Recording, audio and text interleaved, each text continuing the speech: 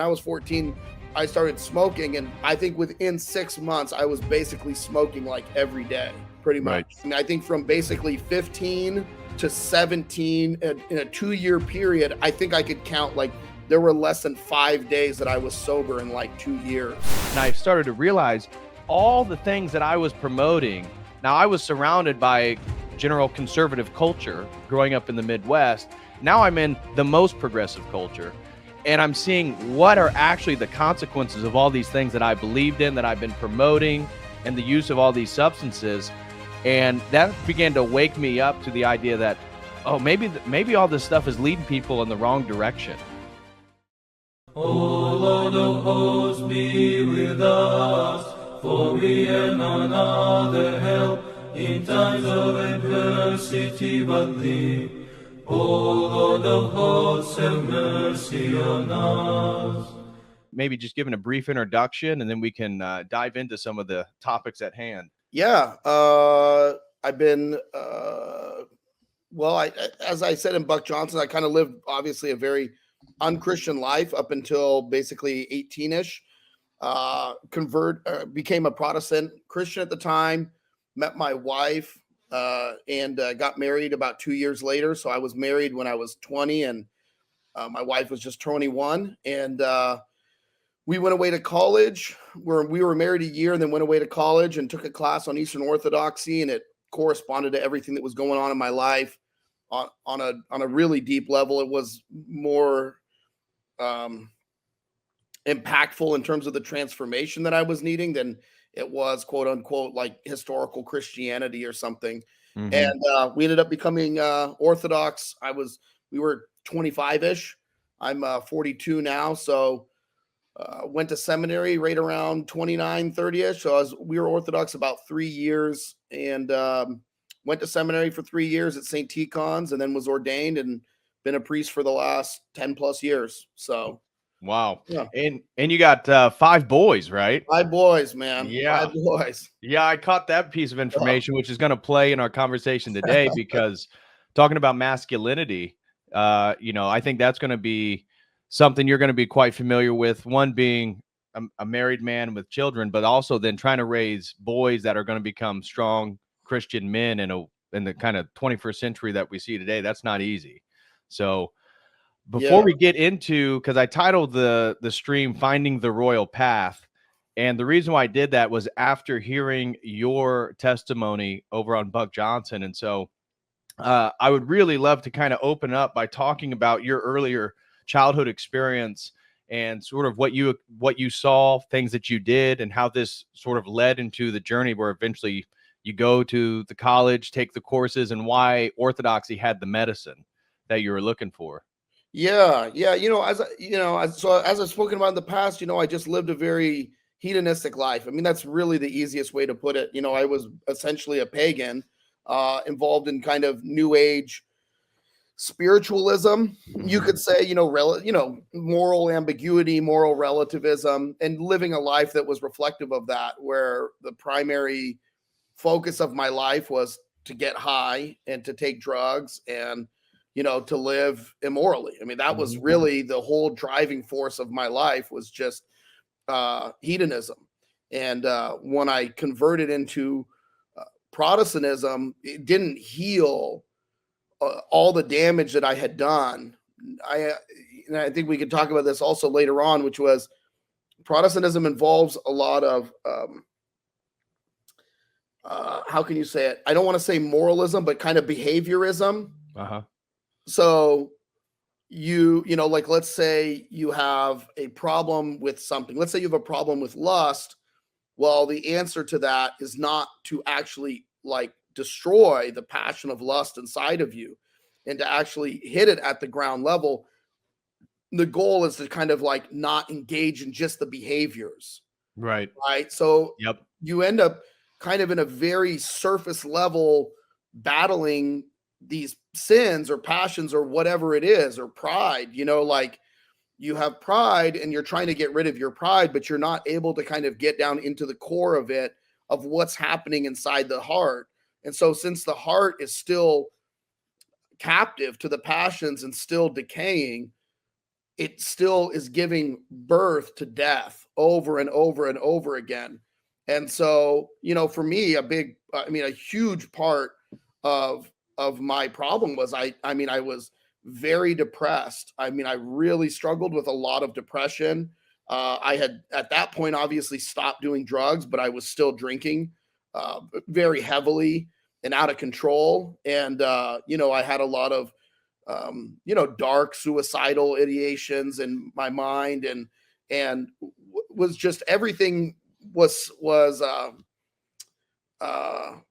turmoil. Like Right. my soul was in turmoil. So even though I was quote unquote a Christian, even though I had found Christ, I hadn't found the healing that I was looking for. Right. I was still mentally and emotionally just an absolute train wreck. You know what I mean? And so Right. maybe on the outside, there was, I was still going to college. I was doing a double major. I was still getting, decent grades. I was getting good grades in philosophy and religion and whatever else, and all these different things. And I'm married, and obviously, like, I'm faithful to my wife, and so whatever else. But on the inside, like, I emotionally was not there. I just had a kind of a lingering darkness that really overshadowed my soul, really overshadowed my mind, and I couldn't get out from underneath it. So When did your drug use begin, and what was some of the catalyst that led you into smoking weed and then eventually psychedelics? yeah, so when I was, my family life was rough. It was rough. There was a lot of turmoil. There was a lot of dysfunction. There was a lot of, obviously, my parents had a lot of issues. So two things happened. Number one was I got put on ADHD medication when I was pretty young, 9 or 10-ish. And I do think the ADHD medication gave me a lot of anxiety.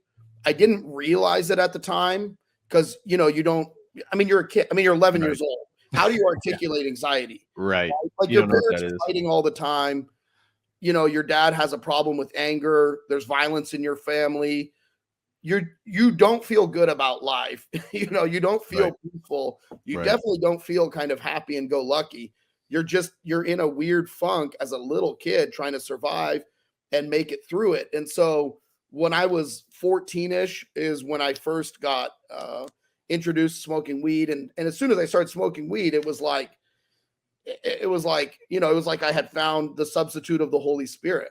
Right. That's really what it was. Right. It was like, oh, when I get high, it's like, I don't feel anxiety. I don't feel depressed.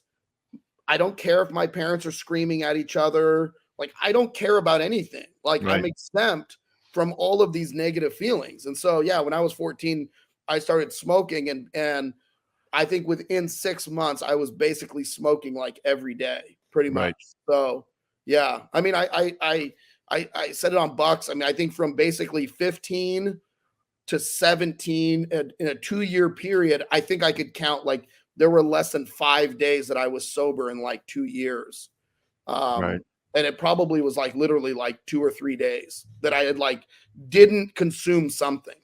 So Right. yeah, I was pretty much right off to the right. And I had a buddy of mine who had an older brother. So it was like, we're smoking weed. And then the older brother's like, it was an older brother's friend was like, oh, you guys want to try some Coke? And then it was like, yeah, sure. It's like, why not? And so Right. it just everything, you're around all those people. And then growing up in Southern California in the 90s, this is all mid 90s.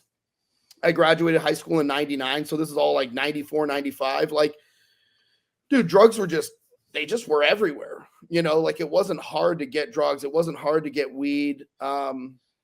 Everything was like available, super available. And psychedelics were hugely available. And, I mentioned this on Buck's podcast, so I don't mean to reiterate it, but for those who didn't see, like, one of the things that happened was there was a huge, basically like outpouring of acid, LSD in the 90s. It was all over the place, and you could get a hit of acid for $5 or less. You know what I mean? $5 was like normal, but you could get blotter, you could get liquid acid. You could get gel tabs. It was just There was Right. so much acid and so much drugs that, like, the main thing is, you know, like they say, where there's a will, there's an A.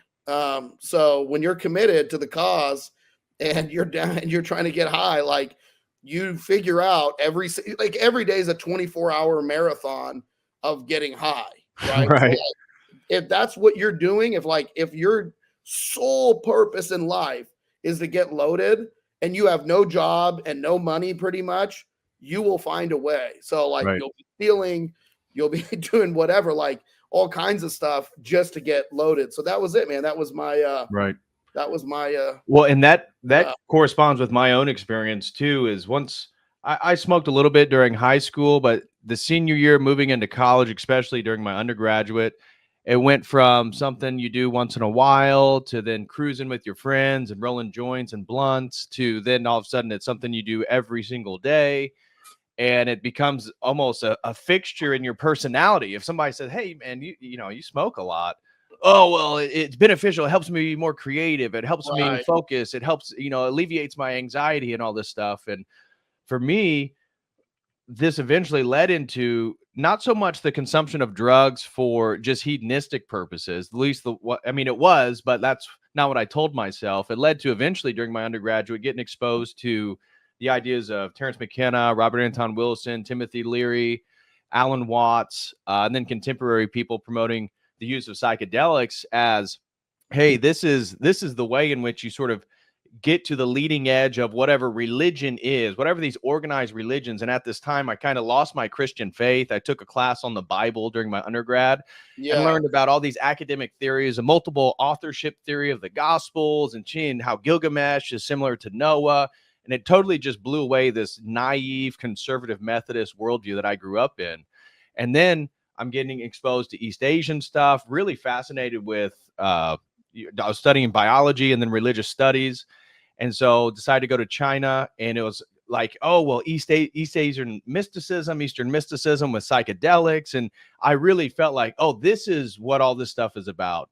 And so for me, this led into a decade of my life, basically from, 21 to 30 when I gave this stuff up, thinking that, oh, well, if I want to access the spiritual realm, I need to do it by myself in nature with mushrooms or LSD, or, Yeah. hey, maybe I'm going to blast off with some DMT and go into these altered states. But as you highlight, and I want to hear your story, is eventually this stuff moves from fun. Okay, maybe I'm seeing benefits or insights to now you're starting to see demonic activity, and how the psychedelics that I've talked about before, it opens you up to the noetic realm. And I think you might agree with this. Can you speak a little bit to your experience getting into the psychedelics and how it went from something, oh, this is fun, this is insightful, this is spiritual, this is beneficial, to, whoa, there's something else going on here. I'm seeing how it is affecting people I know, and there's some, is evil actually real? Because that was what the catalyst for me to run to Christ was, oh my God, evil is absolutely real. And if there's evil, then I need to find what the opposite of that is. Yeah, yeah, that's a good, it's funny. I was gonna say, like, one thing that you hit on that reminded me was, like, even after I became Protestant, there was a period from 18 to probably 21 where I didn't smoke pot, whatever. I drank still, whatever, but I didn't smoke pot. I went away to college, went to a Christian college, and then, like, one of the guys I was hanging out with, of course, another philosophy major, he's smoking weed. And I'm like, I don't know, we shouldn't be doing that. He's like, no, it's no big deal. As a Christian, you can smoke a little bit. So I'm like, oh, I'll smoke a little bit, blah, blah, blah, blah, blah. And we'll hang out. So we're like smoking it, like, I don't know, on the weekend or whatever. And then like a week later, and then we're smoking. I'm like, hey, where's that? You got any more weed? It's Friday night.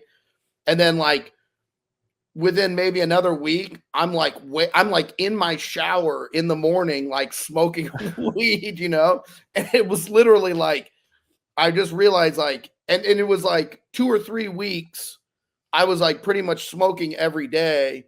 And I realized, I'm like, I have no kind of like moderation when it comes to getting high. Like, it just like you said, it has, I mean, it's one of the reasons like people ask me about weed.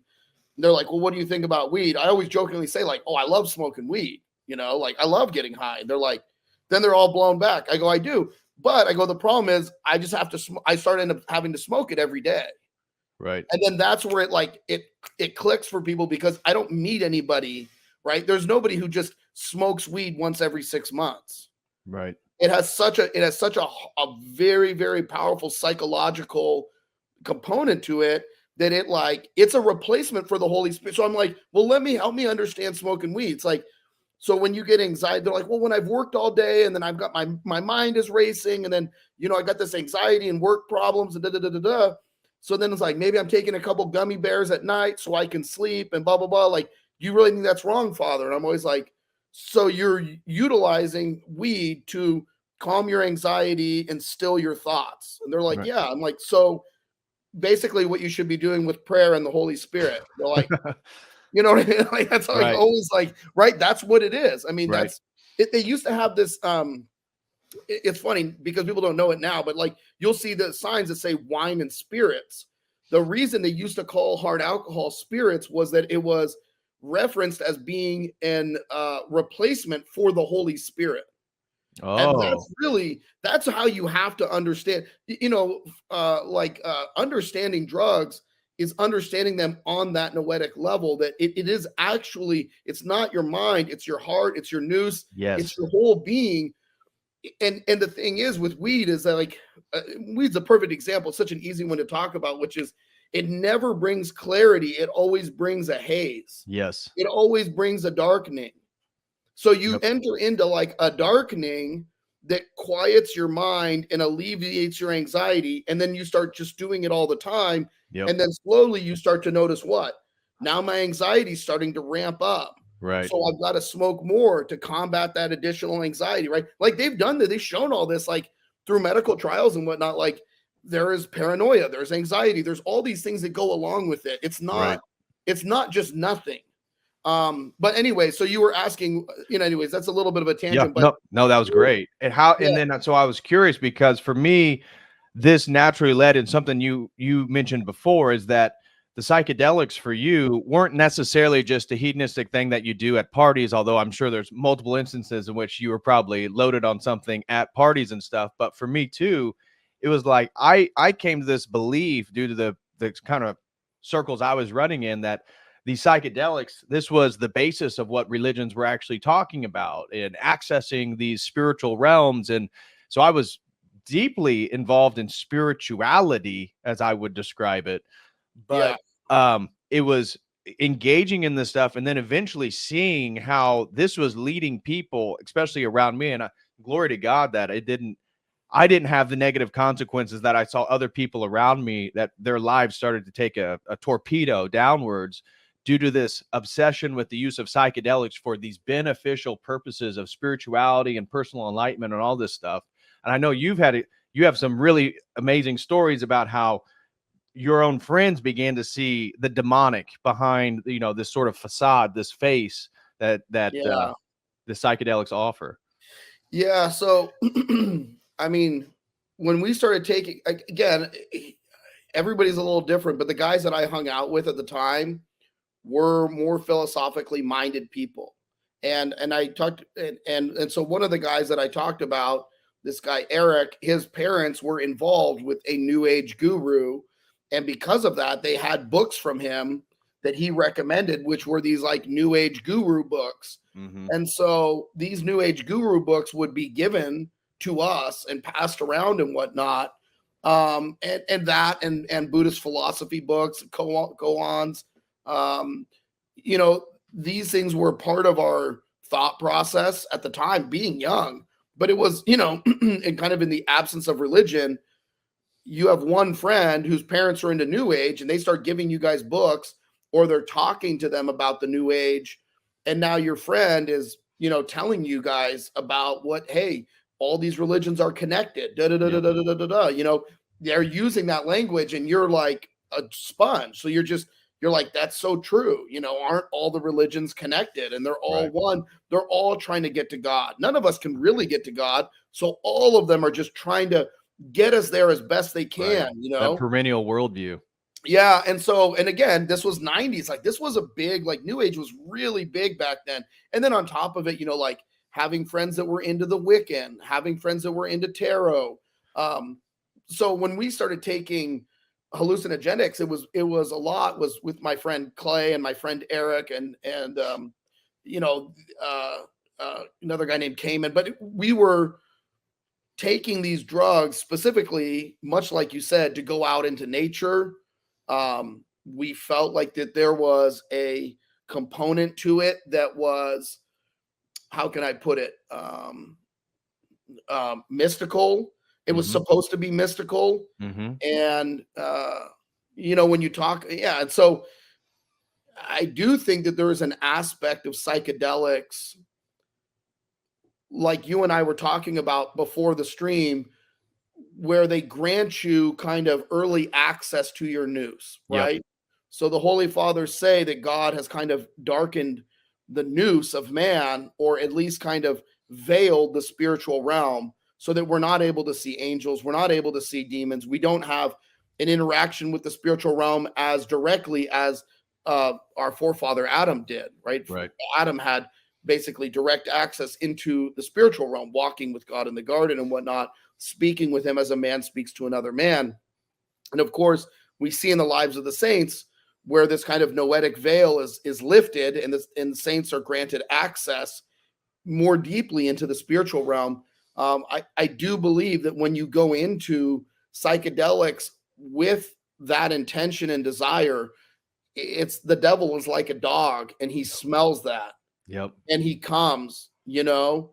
And what does St. Paul says? He's like, the devil appears as an angel of light. And Right. so when you're putting out those intentions, reading these books, meditating on all these things, it's like, dude, the demons are all about this. This is Right. exactly what they want you to do. You're in their playground. Right. So you're lowering all of your inhibitions. You're granting them basically direct access to your mind and potentially to your soul, and you're opening them up, yourself up to these to this influence. And so yeah, I mean, we would get into, you know, heavy conversations about things when we were, you know, on psychedelics and thinking about things and talking about the world and talking about the way things were. And then of course, you know, like we had obviously very wild kind of mystical experiences that at times were obviously confirming what we were experiencing. Right. So, I mean, mind reading each other, understand, like having mental connections, understanding that there was a mental connection between us. I've told the story of my friend Clay when he was very high on mushrooms one time, and you know, like the phone rang and he told everybody like, this is who's calling. And then a car pulled up outside and he said, so and so is here. And he was telling people stuff, not that the demons couldn't know, but that a person couldn't know. And so people Right. around him were like starting to freak out, right? Because now he's starting to kind of tell the future. But even if we look back at the book of Acts, there's the young woman in the book of Acts. Yep. She's telling the future. She has a spirit of divination. Yep. So these are real powers that exist. They seem to be fairly rare, Yeah. but they do happen. They do manifest themselves, and you can be granted access to them. And so, yeah, I mean, I saw that a lot with people as they went into it. Now, when you get into what can we say? The kind of darkening and the kind of immorality. I'll give you like a perfect example, right? Uh-huh. I had a guy at work, or a guy from school, a guy from school that I knew, who said, "Hey, I'm looking for." I think he was looking for an 8-ball or 2 8-balls of meth or something. Uh-huh. And so I hit up a friend of mine, say, "Hey, man, can you get us X, Y, and Z?" And he's like, "Yeah, it's $200. Meet me at this place, whatever. I got to connect. We'll meet there, and then we'll go and sell it to this other guy." So we go there, and he's like, "Come back in 5 minutes, blah, blah, blah, blah, blah." We come back. He's got a whole baggie full of this powder and everything else. And I'm like, "Hey, let me try it." And he's like, they're like, "Dude, you don't want to try this. It's like way too strong, blah, blah, blah, blah, blah. And I'm like, all right, it was a little weird, but I'm like, eh. They're like, trust me, dude, you're going to get all cranked out on it. So we go and we sell it to my buddy, my other friend. I hop out. He gives me the 200 and I get the bag. Now, these guys have told me, hey, we'll sell it to him for 200, but we will give you 100. Basically, they're like, we'll sell it to you for 100, which is like doesn't happen, right? You don't like double your money in drugs like that, like not 100. Right, something's up. So everything is off, right? Like these guys, we're gonna meet. They all of a sudden have it. They didn't have it 5 minutes before, and then they're gonna double the price and all this. So like everything inside me knows that we're doing something wrong, but what am I doing? I'm lying to myself, right? Right. So of course we sell it to him, take the 200. I give 100 to these other guys, and then me and my buddy split the other 100 because he's driving me around, whatever. And so as soon as we leave, they're basically like, yeah, we just sold him $200 worth of Altoids, like crushed up Altoids that we had like we had stolen. We had like they literally went to the store, jacked some Altoids. That's why they're like, give us 5 more minutes. So we had to drive around and come back and meet them so they could crush up all the Altoids. So they didn't want us snorting the Altoids. So anyways, so now we've got this money. So what do? I don't go back and give it to my buddy and say, hey, dude, we ripped you off. I'm really sorry. I'm like, well, what's done is done. You know, it's like, let's go get some mushrooms. So we went and got mushrooms, got cigarettes and a gram of weed. But that was the thing, was like everything that we did was always immoral. But every step along the way, if you were ripping friends off, or like you'd go over to someone's house and see something and be like, I could kind of use that. You would like, you know, I've stolen from people's houses. Like it's like, I feel terrible admitting that. Like it's awful, you know, like, I mean, I feel so ashamed admitting that. But like, you know, you'd be over at somebody's house and be like, oh, I want those CDs that they have. And so you just gank them. That's what I mean. It was always like all your behavior was like continually justified. If you wanted to treat somebody bad, or you wanted to treat, you know, whatever, like talk to somebody, however, or be rude or do what, you were always justifying everything that you were doing. Right. So that everything was about you and for you. And the thing that I noticed is like, it's always incremental. And the thing that I could see after several years of this was like, nobody could have a healthy relationship with a girl. It's like impossible. Why? Because like everybody was immoral. Like the chicks were immoral, the dudes are immoral, like everybody's immoral. Nobody has character. Right. And everybody's burning each other. Like, you know, I was dating this girl that I was really serious with, and like it all went south and she cheated on me and all this other stuff. And again, that was one of those times where I was like, I have no foundation for anything moral in my life. Everything that I do, I justify, and everybody around me is like doing the same thing, you know? Right. So I don't know what that was. There was like some yeah, I'd never seen that before. Dude, I never seen that either. What the heck? That's wild, man. Yeah, and same with me. And you know, I got into all this stuff, and this is going to connect back with masculinity and hyperdoxy. So everybody wondering like, where are we going with this? I promise you, it's all going to come full circle. But for me, one of the things that I noticed is throughout my 20s, I thought I was on this leading edge in promoting psychedelics. And I'm from the Midwest. I live in Indiana, and at the time, then I did my master's over in Illinois, and so I'm considered sort of I guess, for lack of a better term, progressive, sort of left of center. You know, I'm into drugs. I'm talking about perennialism. I'm doing academic stuff. And then I get to California, Berkeley, California. So the pinnacle of the counterculture and drug culture. Yeah. And now I feel like I've arrived, right? I'm getting a PhD. I'm talking about psychedelics. I'm taking psychedelics. I got a successful YouTube channel promoting psychedelics. And then one time I remember taking acid, walking around Berkeley and seeing things that I wasn't privy to before. And so seeing evil, seeing people's faces morph, seeing the homelessness, seeing the drug addiction, seeing the needles on the, and I'm thinking, man, what is going on? I thought, I was so excited to be there. I was on a high for like 6 months, you know, not literally high, but just being there in Berkeley in California, I feel like I made it. And this began to shift when I saw academics, this was more sober, but promoting minor attracted persons. And I'm thinking, this is clearly immoral. What is going on? And I started to realize all the things that I was promoting. Now, I was surrounded by general conservative culture growing up in the Midwest. Now I'm in the most progressive culture, and I'm seeing what are actually the consequences of all these things that I believed in, that I've been promoting, and the use of all these substances. And that began to wake me up to the idea that, oh, maybe all this stuff is leading people in the wrong direction.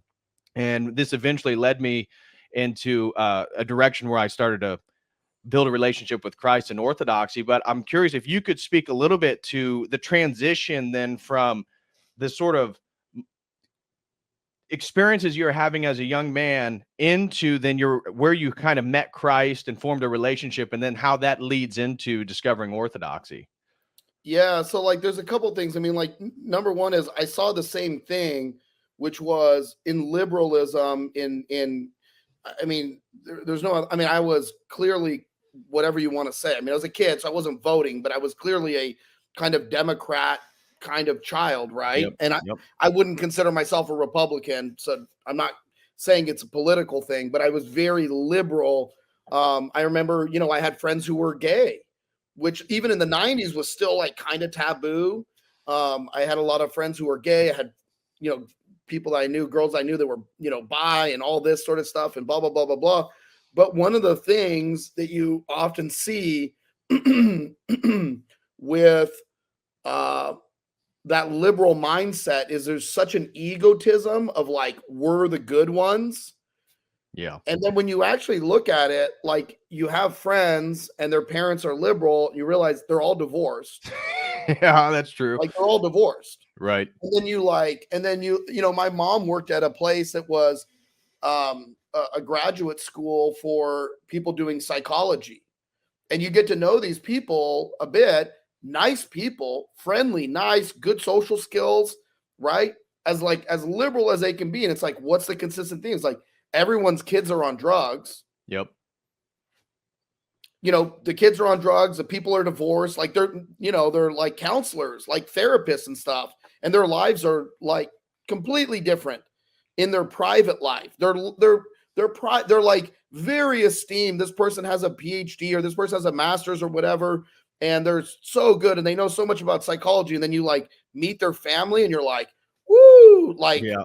This is like these two things are not adding up, you know? Right. And that was one of the things that became very, I don't know, like I couldn't unsee it. Everybody that I knew that was touting this kind of superior, quote unquote, morality of being liberal and accepting was really just hyper selfish and self-centered. Yep. And again, you know, when you see like in LA or you see in California, you know, the problem with homelessness or this, you realize we don't care about any of these people. Like it's all just platitudes and nonsense and it's all virtue signaling. It's none of it is real. There's no actual definable work that is actually being done to help cure the underlying causes of this, because the underlying causes are spiritual. Right. So they don't even have a way of even addressing it. So the only way to address it, you know, it's like you get somebody, okay, here's a perfect example, right? You get a girl who's been abused sexually as a child. Yep. She's a wreck. She's a very, very damaged person. And, you know, I talked about this before. I knew a lot of girls that were like this. It was very heartbreaking for me. And nobody really loved them in their life. Mm-hmm. Most of them didn't have father figures, or their parents were divorced, or their dads weren't around, right? Like, right. It's all just kind of like prototypical stuff, you know? Right. Somewhere along the way, they get introduced to the Wiccan stuff, or they get introduced to tarot, or they get introduced to exploring sexually with other girls, and all these different things, right? So you have somebody who now is like basically incapable of creating and sustaining a faithful long-term relationship with anybody because they are so deeply broken and damaged. And so what you do is you don't, you know, what the kind of mindset is like, well, we just accept them for who they are. And you're like, but that doesn't heal them. Right. It doesn't do anything. You're like, I'm like, You know what I mean? Like Yep. it's like somebody the other day, we were talking about like the rates of domestic violence. The most domestic violence occurs in same-sex female relationships. I've seen that stat too.